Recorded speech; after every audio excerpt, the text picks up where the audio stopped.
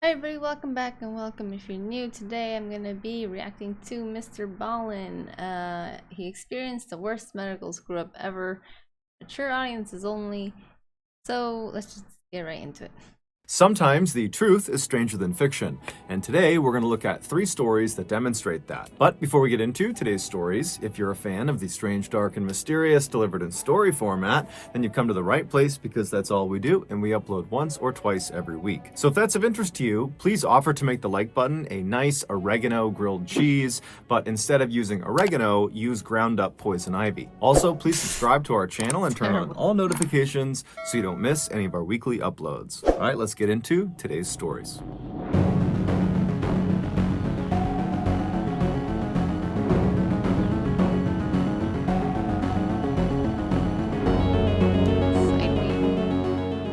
In the late 1800s, a deadly phenomenon was occurring in America. Fire departments were beginning to use these large safety nets that resembled these huge circular stretches of canvas to try to save people that were stuck in burning buildings. During a multi-story fire, these firefighters would show up and they would get out this big net and they would all take up positions around it, holding on to the edges, and then they would move it directly underneath one of the windows of the burning building, and then they would call out to the people inside to jump out of the window onto the net. And then when they jumped, the firefighters would make sure to maneuver the net to try to catch the person right in the middle, breaking their fall and saving their lives. However, the deadly phenomenon was that these people who were stuck in these buildings were more afraid to make the jump onto the net than they were of the fire. And so despite the firefighters' constant urges to please just jump, they would stay put and they would die in the fire. And so fire departments all over America were desperately trying to find ways to educate the American public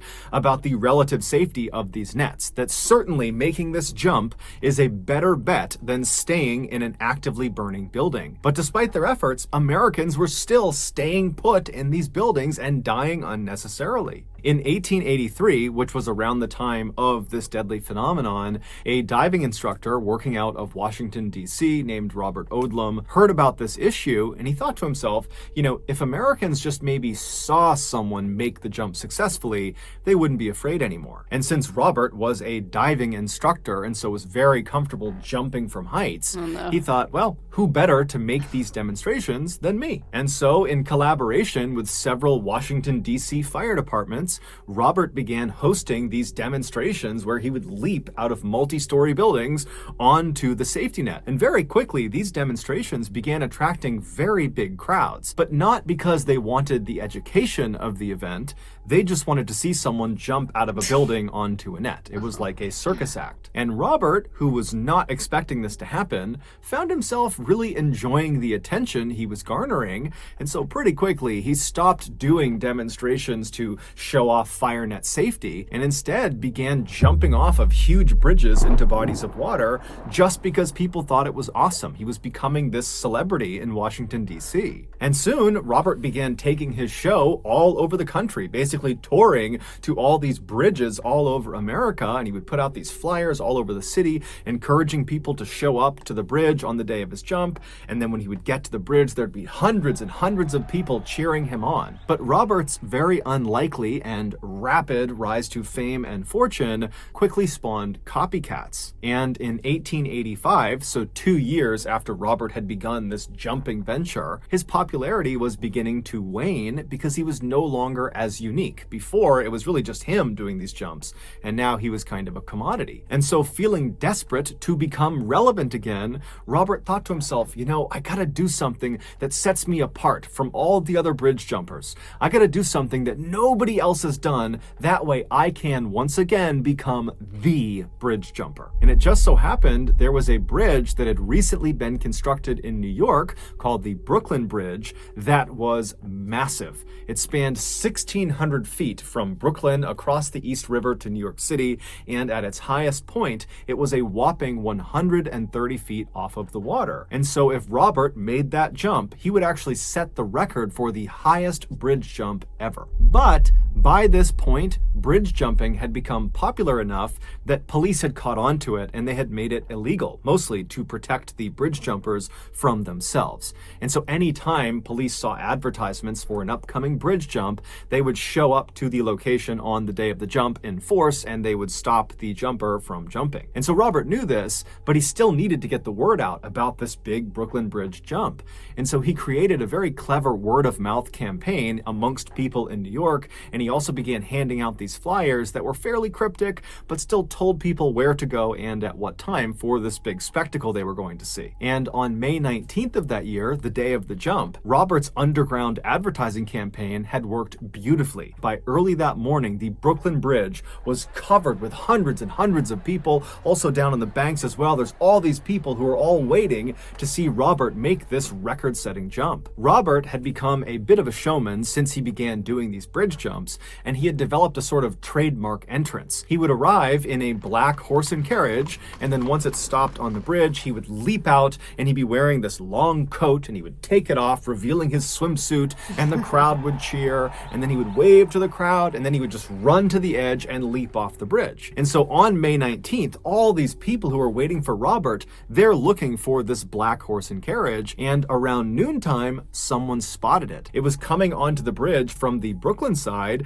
and then once it stopped on the bridge, the door flung open, and Robert leapt out in his big coat. He ripped his coat off, revealing his swimsuit. The crowd was going wild. Everyone was so pumped about this. He's waving and getting ready, and he starts running to the railing to make this jump, and before he jumps, the police swarm him and arrest him.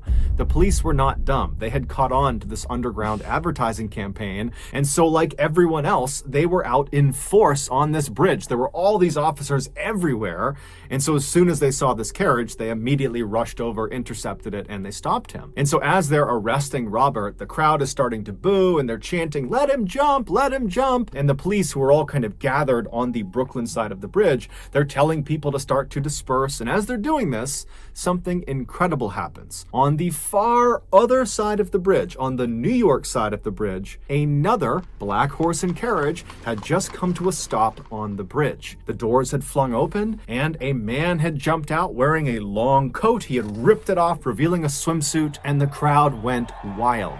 It was the real Robert Odlum. The man the police had arrested was actually an actor that Robert had paid to pretend to be him. Robert had told him to show up at a particular time and make the typical entrance that he would in order to suck all the police to that side of the bridge. And then while that was happening, Robert would show up and have enough time and space to make the jump. Well, and his smart, plan had worked perfectly. And so the police who are on the Brooklyn side, they It's probably not a good idea to jump. see this happening, and they realize there's no way they can run all the way across the bridge and stop Robert before he makes the jump. And so, like everyone else, they just kind of walked to the railing and they watched. And so the real Robert, after revealing his swimsuit, he waved to the crowd, he's smiling, everyone's going crazy, and he runs over to the railing, he climbs onto the other side, and he's looking out over the water, and he gives one more wave to everyone down below in boats and on the banks and on the sides of the bridge, and everyone's going crazy, and then he jumps. Onlookers would later say that at first his jump was perfect. As soon as he leapt off the bridge, like he always did, he put his right arm straight over his head and he tucked his left arm by his side. This allowed him to stay in an upright vertical position as he fell. But just a second into his fall, a strong gust of wind blew Robert off his axis, and suddenly he was falling on his side. Now, it's important to understand, bridge jumpers, when they jump from really high heights, they need to land feet first in a vertical position. This allows their feet to, quote, break the surface tension of the water before the rest of their body comes crashing down. And if they do it that way, the water functions much like the firefighter's safety net. It will break the jumper's fall and save their life. But if the jumper lands at basically any other angle, the water tension will not break fast enough before the rest of their body hits the surface of the water. And so the water, instead of functioning like a net that will save them, will actually function like concrete. So after this gust of wind had blown Robert onto his side, he began flailing in midair to try to get himself back to his upright vertical position, but he couldn't do it in time, and so he slammed into the water directly on his right side. And when the crowd saw this, they figured something was wrong, but they didn't really know, and so everyone just kind of gasped and waited to see what would happen next. And they're looking, and then finally Robert emerges from the deep, except he's face down and he's motionless. And so some of Robert's friends who were on a boat below, they leapt into the water, they swam over to Robert, they pulled him back to the boat, they got him up on the deck, and when they looked at him, he looked awful. There was blood coming out of his mouth, he was barely conscious, and he would just say to them, "Did I make a good jump?" And then he would die. An autopsy would reveal that Robert's impact with the surface of the water had basically obliterated all of his insides. Amongst other things, his liver, his spleen, and both his kidneys had ruptured, and all of the ribs on his right side were broken. A year later, another bridge jumper named Larry Donovan would make the jump off of the Brooklyn Bridge and survive, setting the record for the highest bridge jump at the time.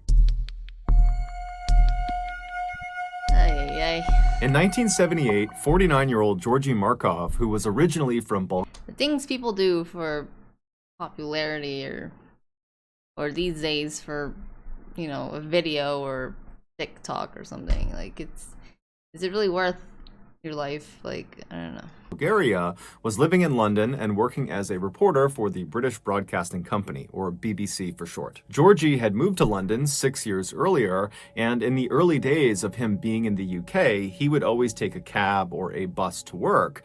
But over the last couple of years, he had taken to walking to work. Not only was it great exercise, but he also just loved the scenery.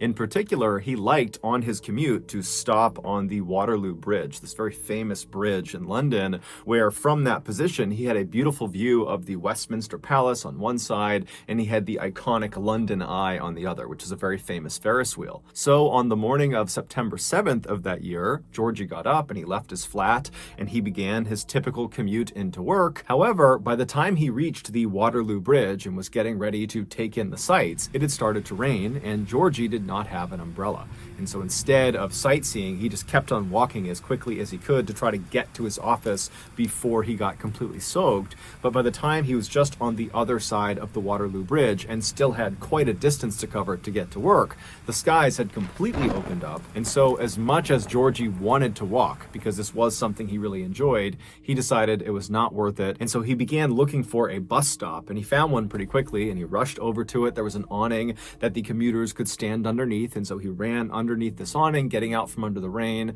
and then he proceeded to wait for the next bus to take him the rest of the way. As he stood there waiting, he suddenly felt a shooting pain in the back of his right thigh, and instinctively, without even knowing what it was, he just reached down and grabbed his leg, but he couldn't feel anything. And then he tried to kind of look around and look down at his leg, but it was just too crowded around him, so he really couldn't do it.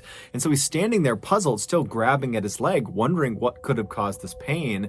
And the only things he could think of were, you know, maybe someone near him had a pen or a pencil out and they accidentally poked him, or maybe it's some sort of bug that bit him, a spider or a bee or something. He didn't know, but there weren't that many scenarios that made sense to him. But before he could spend very much time dwelling on what had caused this, the bus arrived and Georgie turned around, he hopped on board, and by the time the bus pulled up in front of his office building and he had gone through the doors of the BBC, Georgie had effectively forgotten about this pain in his leg. But when he got up to his actual desk and sat down on his chair, when the underside of his thigh made contact with his chair, it sent that shooting pain into his leg, and immediately he noticed it. It was almost like he had a splinter stuck in the back of his thigh, and by pressing it down on the seat, it was driving that splinter deeper into his leg. And so Georgie stood up immediately, and he's grabbing at the back of his leg, and he's kind of craning his head to look down at the back of his leg, but he doesn't see anything there. And so he's standing there wondering what he should do. He's got a really busy day ahead of him, and he's thinking,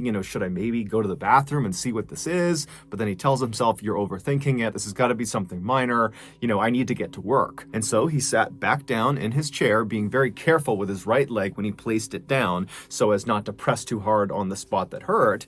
And then he just got to work. And over the course of several hours, even though he knew there was kind of a dull, aching pain in the back of his leg, he mostly forgot about it. it. He was just doing his job. But by the second half of the day, in the early afternoon, the pain in his leg had become so excruciating that Georgie was literally gritting his teeth and sweating profusely in order to try to ignore the pain.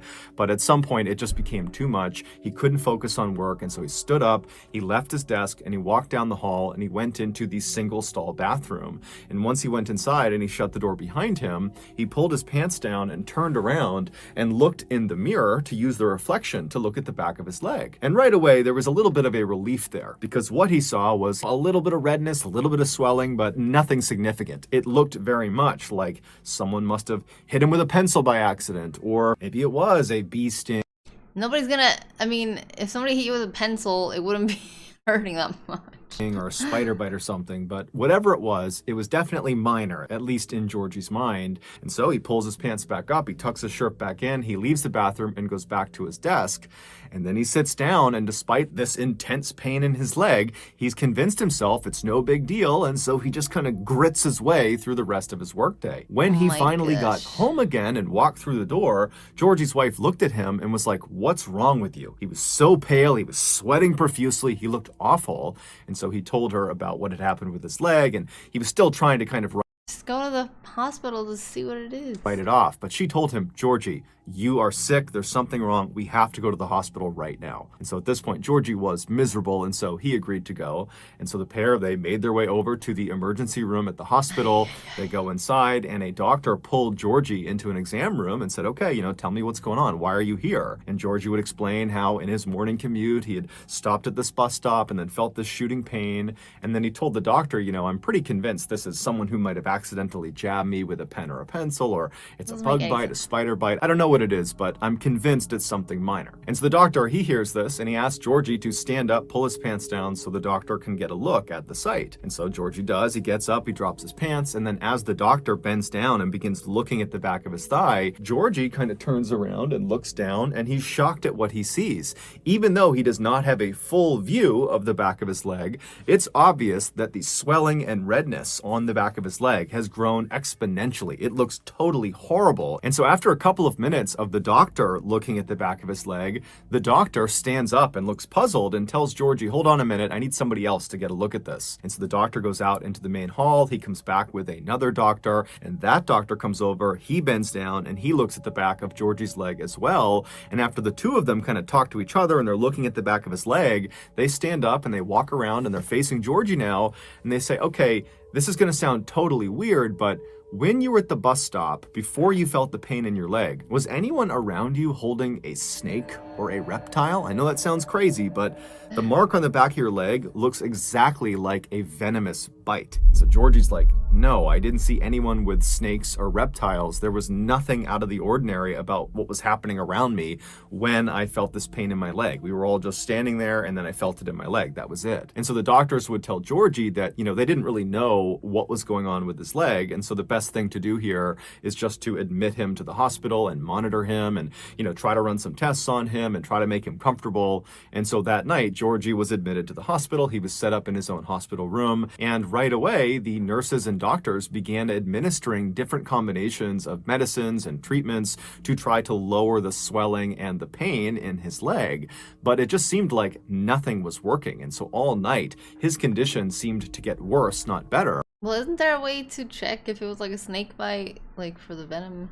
And then the next day when he woke up, his leg was much, much worse. It was extremely swollen. It almost looked like a balloon that had been completely filled. It was very red, and Georgie himself was also beginning to lose touch with reality. He had become convinced that someone had tried to kill him, and that was why he was so sick. And this delusion of his got so extreme that he was afraid of his doctors and nurses. And so it became a big challenge trying to help him because he was effectively fighting them off. By the next day, Georgie's condition overall had become critical. He was very clearly on the brink of death, and his mind was effectively gone. But the doctors and the nurses really had no idea what was going on with him, and so there was nothing they could do to help him. And then on the last day he was in the hospital, the third day, Georgie would die. His body just shut down. Given the strangeness of Georgie's death, his body was sent for an autopsy to try to figure out what had caused that leg pain, because that seemed to be the trigger that ultimately actually killed him. And sure enough, during the autopsy, the coroner made a surprising discovery. Buried in the back of his right leg, right underneath the site that was where he felt the pain, was this little piece of metal. It was so small, the coroner actually almost didn't see it. But when he did see it, he put it under the microscope, and what he saw was this obviously man-made metallic disc that had these two small reservoirs drilled into it. And so they sent this disc off for further testing, and what they discovered was there was ricin residue inside of those two reservoirs. Ricin is an extremely powerful poison. It is more lethal than cyanide, and So someone did try to kill him. it has no antidote. And the symptoms of ricin poisoning often look like the symptoms of other diseases or illnesses, and so it's very difficult to diagnose. And so as a result of these factors, ricin is a very popular poison for assassinations. And the belief is that that is exactly what happened to Georgie. He was assassinated. But to this day, we don't actually know who assassinated him. However, the running theory is that Georgie, who was a reporter for the BBC, he covered politics, and he often spoke very critically about the Soviet Union. And so this theory goes that the Soviet Union's intelligence agency, known as the KGB, they assassinated Georgie for what he was writing about. Adding credence to this theory, a former KGB officer named Oleg Kaligan, who was exiled to the United States in 1991, he claimed that he oversaw the assassination program that targeted Georgy Markov. He said what they did is they put this little tiny disc, that metal disc with the ricin inside of it, they put that at the tip of an umbrella, and they made sure the disc itself was fairly sharp. And then the KGB assassin with this umbrella simply followed Georgie on his typical morning commute, and then when he stopped at that bus stop, the assassin jabbed him in the back of the leg and then faded into the crowd. According to Oleg, those little metallic discs that had the ricin inside of them, they were actually covered with a thin layer of wax, and only when this disc had been placed inside of the target's body would their body heat melt that wax layer off, exposing the poison, and then their target would die several days later, as Georgie did. However, Oleg's story, despite being as compelling as it was, didn't have any hard proof to back it up. And so to this day, there has been no one officially charged with Georgy Markov's murder. That's crazy.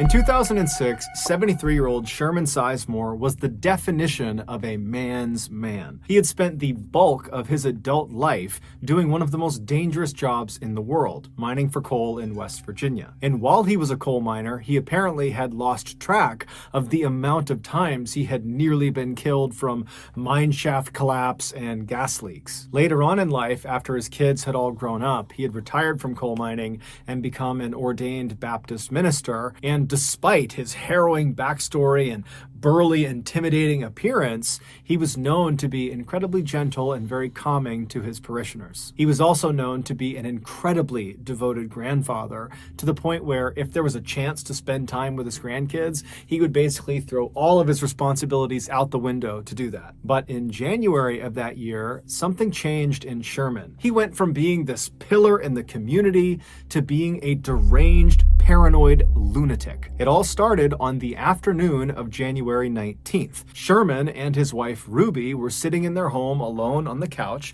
just kind of doing their own things, when suddenly, out of the blue, Sherman just starts screaming as if he sees something in front of him that's terrifying him, and his scream startled Ruby so that she started screaming, and so she looks at her husband, and he's still just looking straight out ahead. He's terrified of something in front of him, and so Ruby looks from him to where he's looking, and there's nothing there. And so she turns back to her husband and she's like, "What's going on? What are you screaming for? What are you so scared of?" But Sherman wasn't able to speak. After he stopped screaming, he just continued to look straight out as if whatever had terrified him had him in this trance where he couldn't look away. And so his eyes are wide, his mouth is open, his face is going white, he's starting to sweat, and Ruby's starting to panic. She has no idea what's happening with him. And so eventually she just holds on to him and says, "Come back to me, come back to me." And Sherman at some point he kind of broke out of his trance, and And he looked at his wife and he just says, "You can't leave me or they'll kill me." Ruby has never seen behavior like this in her husband ever. This is a completely different person she's interacting with,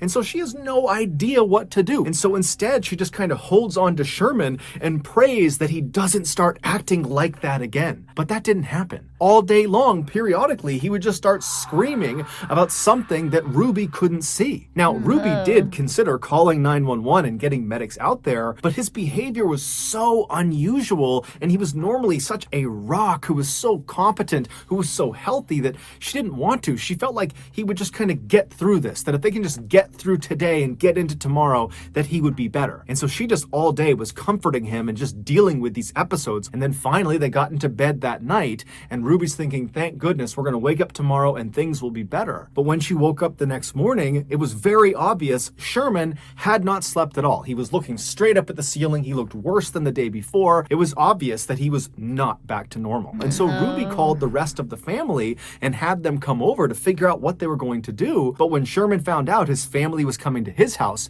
he told Ruby they can't come inside. He was afraid they and others were conspiring to bury him alive. The only person he could be around was Ruby, and his whole family had no idea what. I wonder why that happens. I've heard, I mean, you know, we've heard other stories of Mr. Ballen that these things happen to people, like they all, out of nowhere have these weird mental episodes. And I don't know what causes that. It's crazy. To do. Little did they know, there was actually a very specific reason he was acting the way he was. A few months before January 19th, which was the day Sherman turned into this different person, a few months earlier, he began complaining of severe abdominal pains. And so he and his wife Ruby and his daughter, they went to the hospital, and the doctor, after examining him and running some tests, determined that most likely his pain was coming from his gallbladder. But the only way to be sure would be to do some exploratory surgery and literally look inside of Sherman's gut and look at his gallbladder and see if that was the problem. And so the doctor asked Sherman, are you prepared to do an exploratory surgery, or would you like to just kind of wait it out and see what happens with this pain? And so Sherman talked it over with his wife and his family, and they made the decision that the pain was just too much, and so they would go forward with the surgery. And so on the morning of January 19th, so again, this is the day that Sherman basically loses his mind, he goes into the hospital completely normal. He goes in with his wife, he goes in with his daughter, and he makes his way over to the surgery wing of the hospital. He says bye to his family,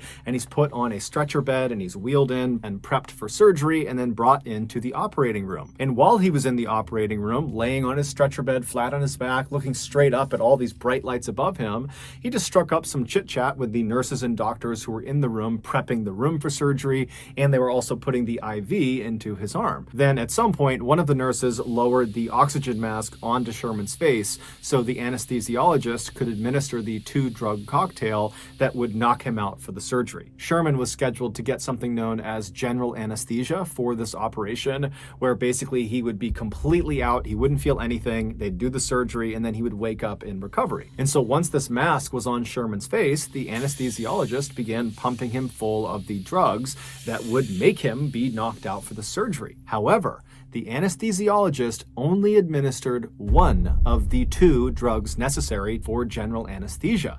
He administered the paralyzing drug, but he did not administer the actual anesthetic that would knock him out, and most importantly, would get rid of all of his pain. And so as this mask is on his face and Sherman believes he's being given the proper dosage of drugs, the nurse who was nearby told Sherman to go ahead and start counting backwards in his head from 10, knowing full well that Sherman would pass out before he reached 0. And Sherman knew this too. He had been in surgery before, and so he happily began counting in his head. 10, 9, 8, he started to feel something. 7, 6, 5, 4, 3, 2, 1. Boom, he was out. Except he wasn't. When he reached 0 in his head, counting down, he realized he had not passed out. He began taking mental stock of what was going on, and he realized he could completely feel his body, but when he tried to move his body, he couldn't. He was completely paralyzed. When he tried to make a sound, he couldn't because his vocal cords were also paralyzed. The only thing he could move were his eyes. He could move them left and right. However, they had taped his eyes shut, so he can't see anything. And so Sherman is thinking to himself, okay, I've been given the drugs, maybe they're slow acting. Any minute now, I'm going to drift off to sleep and this will just be a distant memory. But after a few seconds, he's hearing the doctors and nurses in the room. He can't see them, but he hears them. They seem... Is this where that movie came from? I think I saw that movie, Awake, I think it was. That's absolutely horrible. To be moving towards doing this operation, and he's still awake. And so Sherman becomes frantic and starts flicking his eyes left and right as fast as he possibly can. And the rapid eye movement actually loosened the tape on both of his eyelids, and it created a tiny slit that he could actually look through. And what he saw terrified him. The surgeon was walking over next to him. He was getting his gloves on. And then the surgeon says, "Scalpel." And the nurse hands him this chrome metallic blade, and the surgeon takes the blade and begins cutting into Sherman's midsection. Sherman felt everything, but Sherman couldn't do anything about it. All he could do was rapidly flick his eyes left and right in hopes one of them would see that he was awake, that he was feeling this. But no one was paying attention to his face, so they didn't see his eyes moving around. And so the surgeon continued to cut into his midsection until he had cut out a fairly significantly sized hole, at which point the surgeon hands the scalpel to the nurse and says, "Clamps," at which point the nurse hands him what looks like a torture device, and the surgeon proceeds to use these clamps to pin segments of Sherman's skin that has just been cut open to his body to basically keep the hole open. And then the surgeon began tugging on the outsides of this hole in Sherman's midsection, making sure it was big enough that he could actually get a good look into his body. And every little tug is sending lightning bolts of pain into Sherman's body. But again, all he can do is flick his eyes left and right, and no one's paying attention. "Scope," the surgeon called out for, and the nurse handed him a camera that he jammed into Sherman's gut. And then the surgeon said, "Suction," and the nurse got what looked like a vacuum and pressed it inside of this open wound and began sucking out fluids from his body. The pain Sherman was experiencing is unimaginable. Every second felt like an eternity. "Forceps," the surgeon called, and the nurse handed him these metal prongs that he put inside of this hole in Sherman's body, and he used them to dislodge his gallbladder so he could get a better look at it. By this point, Sherman wanted to die. He was no longer flicking his eye. It sounds like they're not very friggin' gentle with people. Left and right. He was just looking straight out, hoping someone would finally see him. And someone did. One of the nurses standing next to the surgeon looked up at Sherman's face and saw Sherman looking back, terrified at the nurse, at which point the nurse yelled out, "Stop, he's awake, he's awake!" And the surgeon practically faints, and he looks over at the anesthesiologist and he calls him, "Get over here and fix this." And so the anesthesiologist comes running over. What an idiot. The stupid anesthesiologist doesn't know how to do his stupid job. All he has to do is one thing, and he can't even do that right. From the side of the room, he gets up next to Sherman and begins pumping him full of painkillers. And as he's doing this, he has this moment of clarity. He remembers he didn't give him the anesthetic. And so as these new painkillers that have just been introduced begin to take their effect, Sherman's eyes go from being terrified to glazed over, and he does pass off to sleep. And so now he's out and he can't feel anything. But now the anesthesiologist and the medical team realize they have a very big problem. This patient just experienced 16 minutes of surgery and felt all of it. And at the end of it, when he wakes up, he's going to remember it, and he's probably going to file a lawsuit against the hospital. And so a decision was made. It's unclear if the anesthesiologist acted alone or if the entire team was in on this. But regardless, the anesthesiologist administered an additional drug after giving all these painkillers. This additional drug was called midazolam, but it's better known as the amnesia drug. And like its nickname implies, anyone who gets it will forget what has just happened to them. And so the idea was, by giving him this amnesia drug, he won't remember the trauma he had suffered through during the surgery. Freaking serious? Where was this? and so wouldn't file a lawsuit. And so after he was given this drug, the medical team, they went back to doing the surgery, they completed it, and they got him back out to recovery.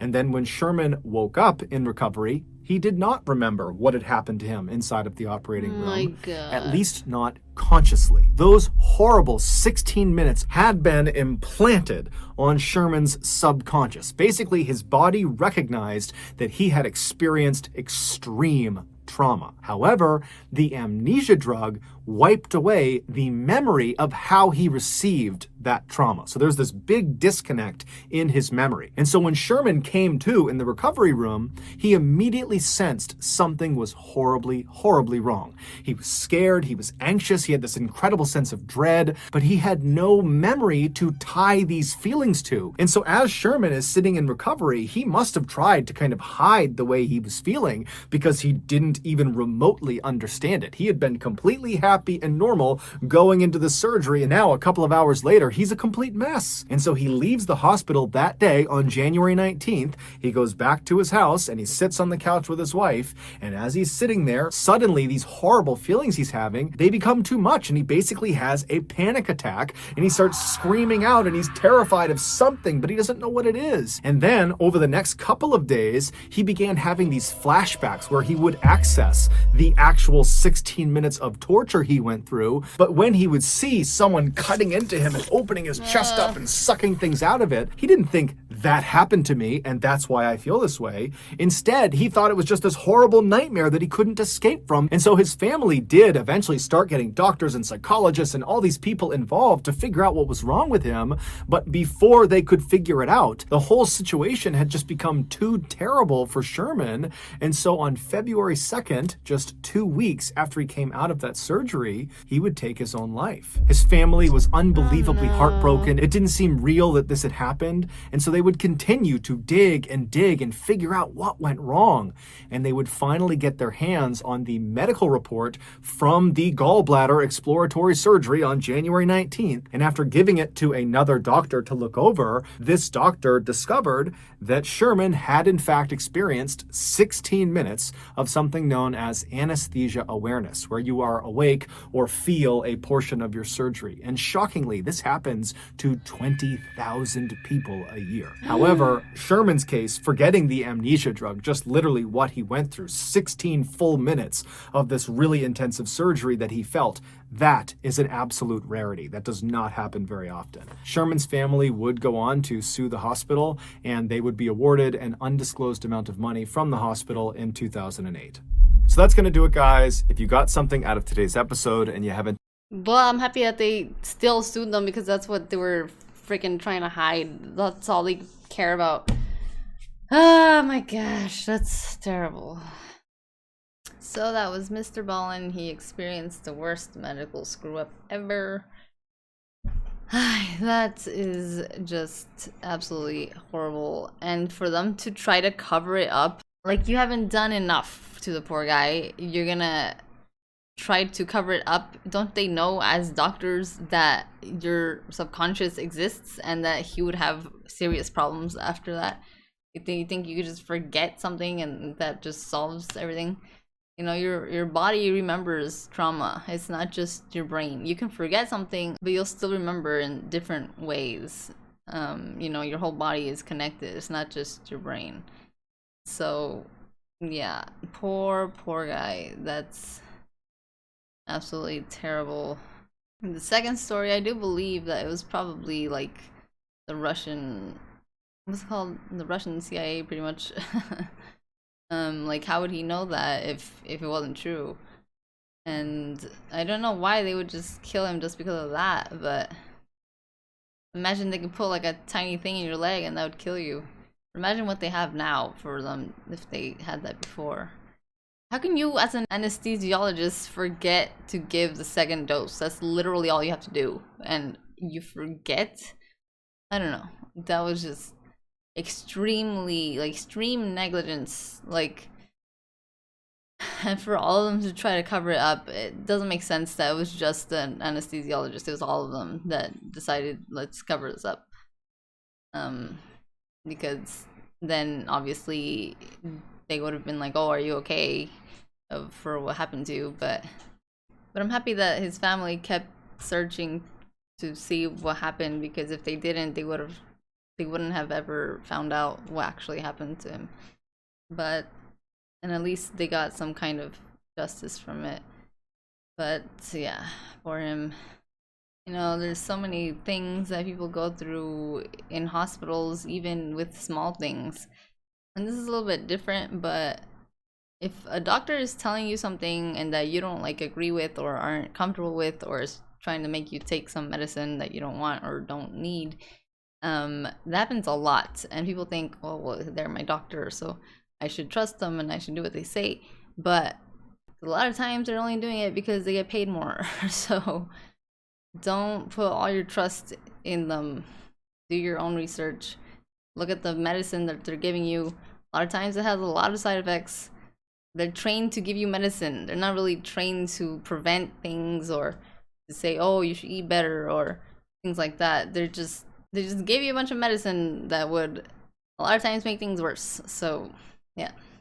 Anyway, that was besides the point. I just wanted to get that out there. But yep, thank you so much everybody for watching. I hope you guys have a great day or night, and I hope to see you guys next time.